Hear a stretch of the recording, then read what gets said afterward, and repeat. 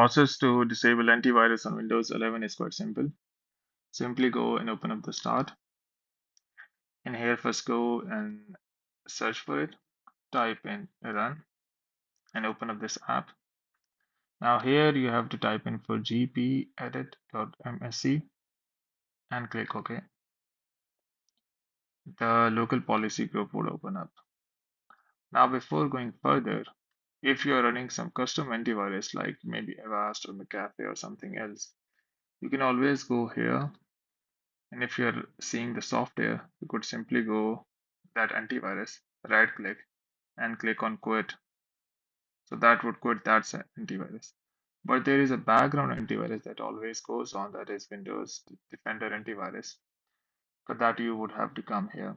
So now go to administrative templates under computer configuration. Here go to Windows components.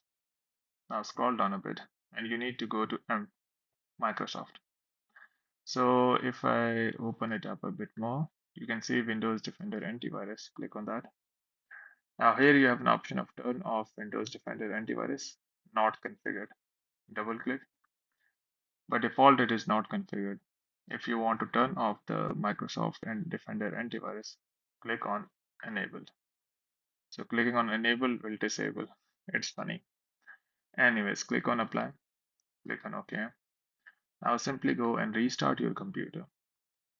And once you restart your computer, the antivirus will be disabled on Windows 11.